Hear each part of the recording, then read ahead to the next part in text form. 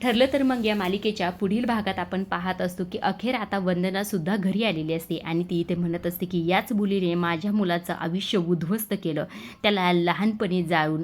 असं म्हटल्यानंतर प्रिया इथे म्हणत असते ही बाई पुराव्याशिवाय वाटेल ते बोलती. असं इथे म्हटल्यानंतर सायली म्हणत असते या जे काही बोलतात त्याचा पुरावा आजही तुझ्या डाव्या खांद्यावर आहे. आणि त्या दिवशी ती खरं तर भाजलेली खून पाहून आम्हाला दोघांनाही खात्री पटली होती, पण आम्ही ह्या सगळ्या गोष्टी तुम्हाला तेव्हा सांगितल्या. आता वेळ आलेली आहे सगळं काही उघड होण्याची.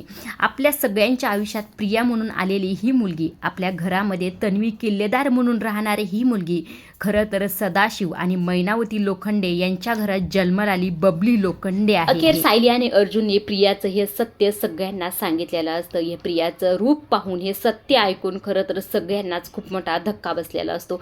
विशेष करून रविराज आणि प्रतिमा यांचा तर सगळ्यात मोठा इथे धोका झालेला असतो. सगळ्यात मोठी त्यांची फसवणूक झालेली असते, म्हणून त्यांना या गोष्टीचं फार वाईट वाटत असतं. पण अखेर ही खरी तन्वी नाही हे सगळ्यांना कळलेलं असतं आणि आता लवकरच खरी तन्वी नेमकं कोण आहे हे सुद्धा कळणार आहे.